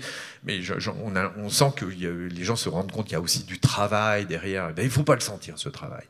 C'est comme si vous lisiez en fait un livre et vous admiriez une lettrine. Vous voyez, une lettrine, ça peut être très beau, hein, surtout en fait dans les manuscrits du Moyen Âge et tout. Mais enfin bon, vous n'êtes pas dans le propos, vous êtes en train d'admirer une lettrine. Ben, c'est pareil en bande dessinée. Si vous restez en fait admiratif d'un dessin, vous sortez en fait de l'histoire. Et là, c'est quand même problématique parce que bon, avant tout, une bande dessinée, c'est une histoire. Donc moi, je trouve qu'il y a beaucoup. Ben voilà, parfois dans le dessin, il y a beaucoup d'esbroufs et que c'est fascinant. Mais c'est pas le sujet, c'est pas le propos. Et ce qu'il faut avant tout, c'est pour ça que je dis souvent, bah voilà, aux gens, venez à la bande dessinée, il y a de la place, parce que finalement c'est très simple, et ça devrait parler à tout le monde. Donc voilà. Bon, si vous avez des questions, s'il vous plaît, posez-moi des questions, parce que sinon. Vous voyez ce que je voulais dire en fait depuis le départ. Très bien. Non mais.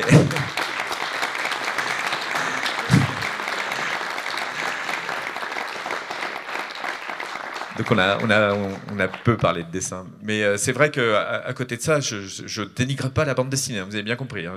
En fait, au contraire, hein, j'aimerais qu'en fait, qu'elle passe à une étape supérieure, en fait. Qu'on sorte en fait, du ghetto, entre des codes de la bande dessinée, et qu'on parle, quoi, qu'on se serve de ce média, en fait, pour toucher tout le monde grâce à cette écriture universelle. Et ça, voilà, c'est pour ça, je pense que c'est dès l'enfance qu'il faut expliquer. Et à travers, en fait, en expliquant rien que ça, qu'est-ce que la narration écrite, en fait, et de savoir, en fait, qu'elle vient du dessin. Et que le dessin, bah, c'est pas quelque chose, en fait, de honteux, c'est quelque chose de primordial pour l'humanité. Et tout le monde devrait savoir dessiner, en fait, parce que, encore une fois, c'est ce qui a donné l'écriture, et puis que c'est notre, je sais pas, c'est notre talent, ce talent-là dont on parle, c'est un talent accessible à tous les humains. Les enfants qui disent je sais pas dessiner, vous savez très bien que c'est déjà parce qu'ils ont reçu un jugement, en fait. Un enfant qui est dans son monde, qui est dans son histoire, dire à cet enfant qui sait mal dessiner, moi je trouve ça ultra criminel. C'est comme si un enfant était en train de jouer et on lui disait mais non, mais c'est pas comme ça qu'on joue. Non, chacun a son mode de dessin, d'expression, et à partir de là, il faut laisser tout ça se développer, quoi. Donc voilà. Et je vous dis aussi, je vous encourage, pour ceux qui ont arrêté de jouer, de continuer à jouer, parce que je pense que c'est quelque chose aussi d'essentiel, en fait, pour entretenir, pour irriguer ce cerveau, en fait, qui mérite autre chose que, comme je vous disais tout à l'heure, l'intendance, quoi. Donc voilà. Allez, des questions, s'il vous plaît.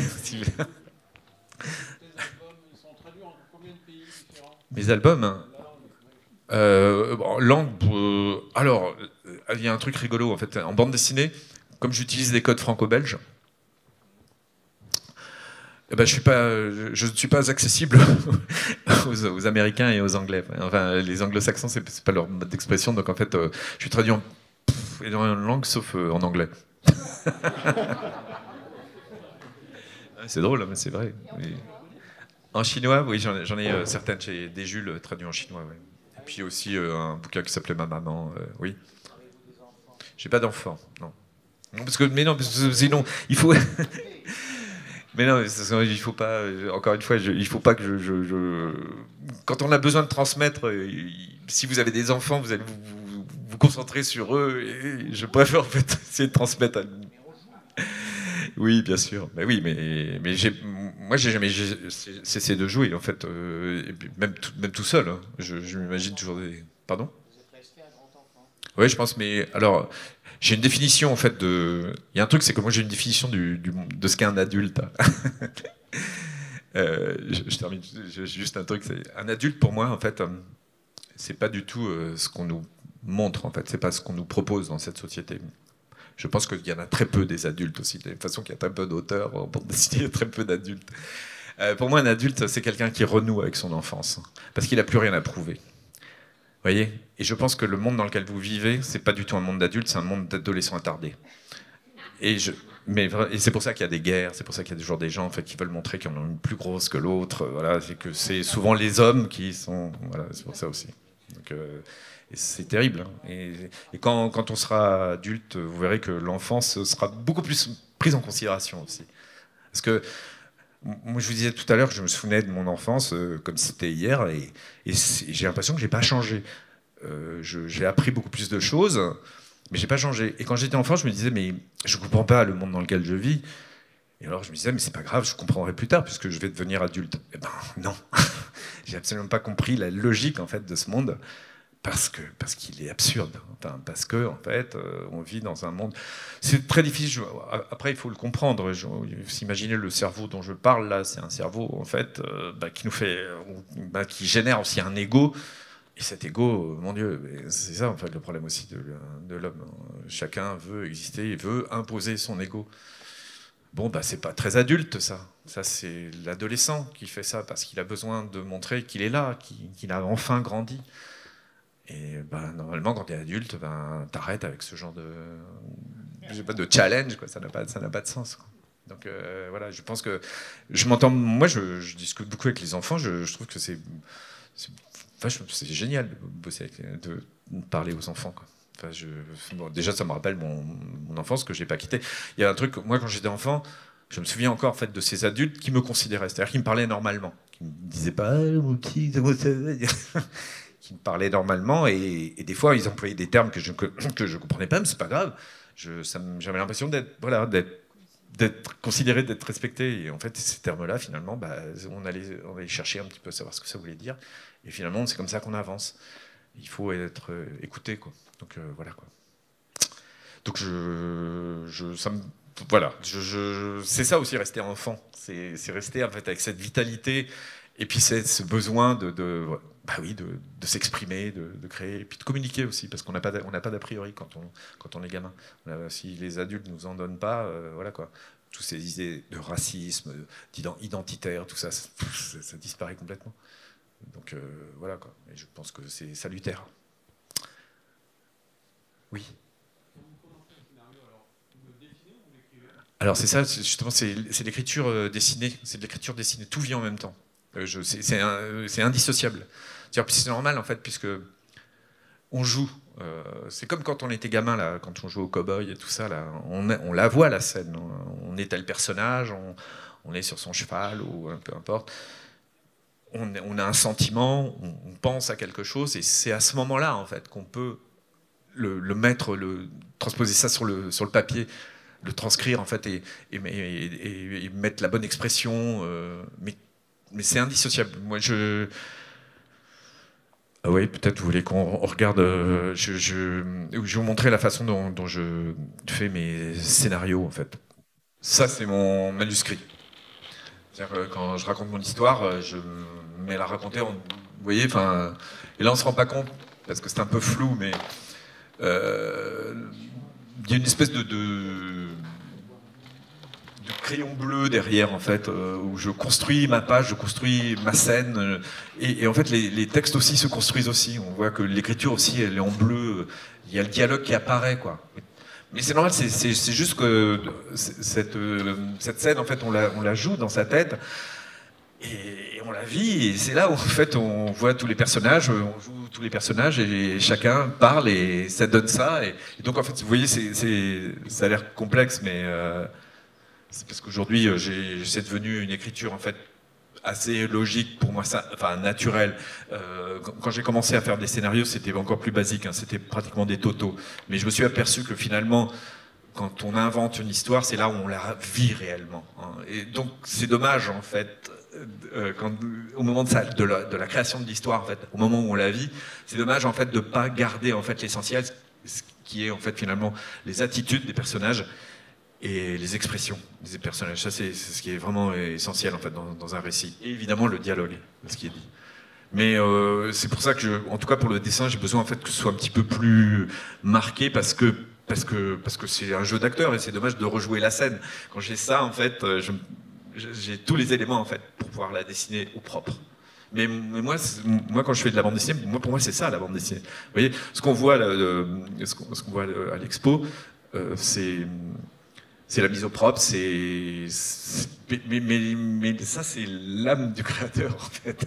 C'est là en fait, moi je trouve que c'est intéressant parce que c'est là où on voit en plus le fantôme de la création qui est en fait ce bleu, parce qu'on se cherche, on rejoue les scènes quand elles sont mal jouées, c'est vraiment un plaisir, hein. C'est du jeu, je m'amuse, et je peux vivre toutes les situations. Et en fait, donc du coup, ce qui se passe c'est que mon récit, je l'écris comme ça, entièrement. tant que j'ai pas fini, je me lance pas au propre. Vous voyez, je compare justement pour que ce soit accessible à tout le monde et justement en parlant toujours en disant c'est pareil avec l'écriture. Quand je fais une histoire, en fait, ça me rappelle un peu aussi mes dissertes. Sauf que c'était un petit peu plus poussif parce qu'il y avait des thèmes. Mais moi, je ne sais pas si vous vous souvenez quand vous faisiez des dissertes, vous preniez des brouillons et puis vous écriviez, vous développiez tout ça, vous faisiez pardon ? Un plan, une introduction. Une introduction, merci. Un plan, une introduction, un développement, une conclusion. En fait, c'est pareil. C'est exactement. Je me suis aperçu que c'était exactement la même chose. En fait. Et ce que je fais là, finalement, ça, c'est mon brouillon. Je termine mon histoire, hein, qui se conclut aussi. Et après, quand c'est terminé, je suis content. Genre, vous vous rappelez un petit peu quand vous avez fini votre dissert, vous dites, eh ben voilà, c'est fini, terminé. On était heureux. Sauf qu'après, il fallait tout recopier. Là. Il fallait mettre tout ça au propre pour que le prof puisse le lire. Et parce que ce qu'il y a souvent en fait, dans les expos, en fait, les originaux dont on parle, en fait, c'est ça, c'est ce recopiage, c'est la copie propre. Alors que ce qui est intéressant, c'est là où on a pris du plaisir, en fait, c'est ce brouillon. En fait. Et moi, pour moi, ça a beaucoup plus de valeur, en fait, pour moi, qu'un original à l'encre sur papier. Parce que c'est là où ça se passe. Là où on est en liaison directe avec ce qui est dans ce cerveau là. Donc voilà quoi. Et ça, on s'en rend pas compte, mais si je vous montre en fait ces feuilles-là, ça vient pas du premier coup. Hein. C'est tout découpé. Il y a du scotch derrière. Sur la scène, on a trouvé qu'elle n'était pas au point, ou elle était mal jouée, et on recommence et tout. Et vous voyez, il suffit de peu de choses. Il y a très peu d'éléments. Il y a les éléments suffisants en fait, pour comprendre la situation, la scène. On voit qu'il y a des espèces de fauteuils, une porte, un écran de télé, c'est tout. Après, le reste, quand on passe au propre, le reste, c'est technique. Il ne faut pas trop s'attarder. Je dis souvent, enfin, les décors, il faut les suggérer, en fait. Il faut comprendre où on est, c'est très important, mais c'est pas la peine de dessiner en fait, toutes les vis d'une poignée de porte, ça n'a aucun sens. Vous voyez, enfin, il faut aller à l'essentiel, il ne faut pas perdre de temps. Plus il y a d'informations, plus ça peut troubler la lecture en fait, du lecteur. Donc, voilà. L'idée, encore une fois, c'est d'oublier qu'on est en train de décrypter un dessin. Il faut qu'il soit donc aussi cette accessibilité en fait, qui est importante, il me semble. Donc voilà, toujours pour cette comparaison avec l'écriture en fait. Donc voilà, c'est ma façon de travailler. Mais c'est vrai que c'est de la construction. Et au départ, il y a aussi tout ce qui est auparavant, avant, toute une espèce de savoir de quoi on va parler. C'est très important en fait, parce qu'il s'agit pas de prendre un thème au hasard et s'exprimer. Il faut que ce soit un thème qui vous tienne à cœur, en fait, parce qu'on a un avis dessus, on a envie de transmettre quelque chose, en fait. De savoir que c'est un problème et on aimerait bien partager ce problème avec d'autres. C'est ça qui est important, je trouve, en ce qui me concerne. C'est ma façon de penser. Voilà. D'autres questions ? Ce sera la dernière. Oui, pardon. Question. Je suis curieuse. Oui, très bien, c'est une sur petite le qualité. sujet, pourquoi vous avez choisi de nous raconter une histoire de Spirou ? Alors ça, c'est très simple. Alors déjà, c'est une collection en fait, qui s'est créée au sein de Dupuis, une collection où on a demandé à des auteurs de faire leur Spirou. Ce qui veut dire que ce n'est pas à nous d'aller dans l'univers de Spirou, mais sinon de prendre le personnage de Spirou et de l'amener dans notre univers. Et là encore, moi, quand on est venu me chercher, on m'a dit « ça t'intéresse de faire du Spirou ?» et moi j'ai dit « en fait non, c'est mieux, c'est plus simple. » On m'a dit « ça te parle Spirou et est-ce que tu as quelque chose à dire sur ce personnage ?» Et ça me parlait parce que j'ai grandi avec Spirou et j'avais des questions, j'en avais plein sur ce personnage, c'est des questions que je me posais enfant. Pourquoi il portait, on ne le voit jamais travailler dans un hôtel, pourquoi il est habillé en groom, pourquoi est-ce qu'il a un écureuil qui pense ? Pourquoi il a un écureuil qui pense ? Non, mais vous vous rendez pas compte. C'était un problème pour moi. Autant j'avais un chien et Milou, moi ça me posait pas de problème qu'il pense. Je voyais bien que mon chien pensait aussi, mais j'avais des copains qui avaient des hamsters et des cochons d'Inde. Il ne se passait pas grand-chose. Mais c'est pas ça qui me choquait. Ce qui me choquait, c'est qu'en fait le marsupilami, lui, ne pensait pas. Vous voyez ?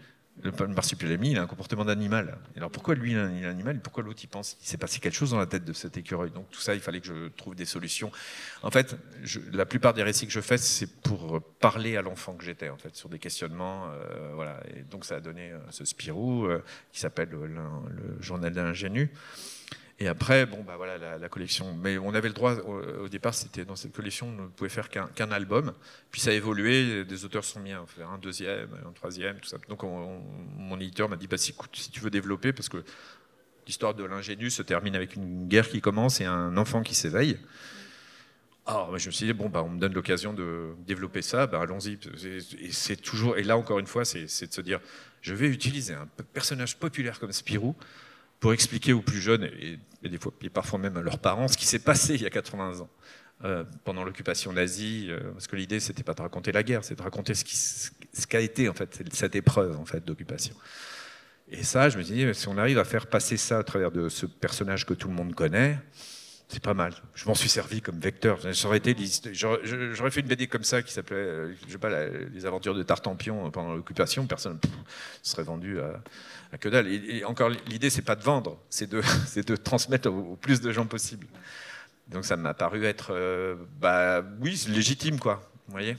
Et c'est pour ça que j'ai voulu le placer pendant la Seconde Guerre mondiale. Et pour une autre raison aussi très logique, c'est que en fait, j'ai rien inventé. C'était juste, il suffisait de regarder l'histoire de Spirou pour se dire, bah oui, tu peux raconter une histoire qui se passe pendant la Seconde Guerre mondiale, parce que Spirou a été créé en 1938. Le personnage de Spirou a été créé en 1938. Et au départ, c'est effectivement un groom, c'est un gamin qui fait des sales blagues. Enfin, bon, voilà, c'est plein d'enfants. Et le premier album, donc à la fin des années 40, sous la plume de Franquin, c'est déjà un garçon qui part à l'aventure, qui a une conscience, et on se dit, bah, c'est les mêmes, et puis qui ne travaille plus dans un hôtel. Et qu'est-ce qui s'est passé là, entre ces deux-là, enfin, je ne disais pas Spirou en 38, hein, mais en fait, je voyais un petit peu l'évolution du personnage. Et je me suis dit, c'est pas mal, c'est intéressant en fait, de raconter en fait, quelle était l'histoire de cet enfant, en fait. Enfant groom dans les années 30, au niveau, à l'échelle sociale, c'est zéro, quoi. Enfin, voilà, il porte des valises, il tient des portes, c'est rien sa vie. Il a un travail servile, et ça devient un humaniste, aventurier, voilà, ouvert à tout. On se dit, ben, c'est intéressant à raconter. Et on se dit, il y a un trauma au milieu qui s'appelle la Seconde Guerre mondiale. Ben, essayons de faire comprendre que, bah, malheureusement, comme beaucoup d'humains, il leur faut un traumatisme pour changer, pour s'éveiller. Et c'est ce que je raconte, quoi, au travers. Et en même temps, ben, on parle d'histoire. Parce que tout ce que je raconte en fait, de Spirou, il y a une base, c'est très documenté, il y a une base historique qui est très. Voilà. Donc, je sais pas, en fait, ça me semblait nécessaire. C'est pour ça que je l'ai fait. Et en général, quand je fais une histoire, c'est parce qu'il y a un thème un thème qui est existentiel, en fait, un truc que j'ai envie de transmettre, quoi. Parce que l'enfant que j'étais se posait plein de questions, et je pense que, comme beaucoup d'autres, quoi, je me suis aperçu que j'étais sans doute pas le seul. Et ça, je pense que c'est pour ça que je fais de la jeunesse, quoi. C'est pour transmettre, ouais. Voilà, et c'est dommage qu'il n'y en ait pas d'autres. Enfin, il y en a d'autres, mais pas assez, je trouve, d'auteurs qui font de la jeunesse, enfin, qui ont envie toujours en fait de faire ces bandes dessinées qui, moi, m'ont apporté énormément quand j'étais enfant. Voilà, je sais pas, moi, je me suis construit avec, avec Tintin, avec Spirou, avec Peyo, enfin avec les auteurs, avec Goscinny, bien sûr. Goscinny, c'est énorme. Enfin, quand on se rendra compte en fait du génie qu'il avait en fait cet homme. Enfin, déjà, vous vous en rendez compte parce que vous connaissez la bande dessinée, mais c'est un type qui a eu une écriture, qui a cette écriture déjà qui a transmis énormément de choses, quoi, qui nous fait comprendre. Moi, il m'a fait comprendre le monde dans lequel je vis. Il y avait énormément. Si vous lisez Astérix. Il y a plein d'Astérix, c'est quand même assez incroyable. Et je ne sais pas si vous avez. Moi, j'en parle souvent parce que quand on veut comprendre un petit peu ce qu'est l'économie mondiale, un petit peu comment fonctionne en fait le capitalisme et puis l'offre, la demande. Vous lisez Obélix et compagnie, je vous assure, c'est génial. Vous avez tout compris, quoi, en 48 pages, quoi. Je trouve ça fantastique, quel génie. Donc voilà, c'est pas rien la bande dessinée. On peut vraiment, voilà, on peut éduquer, quoi. Avec la bande dessinée. Et de façon simple, comme ça passe tout seul. Donc c'est pour ça que c'est important. C'est bon? C'est fini? Oui. Ouais, Merci beaucoup pour cette transmission. Merci infiniment. Merci.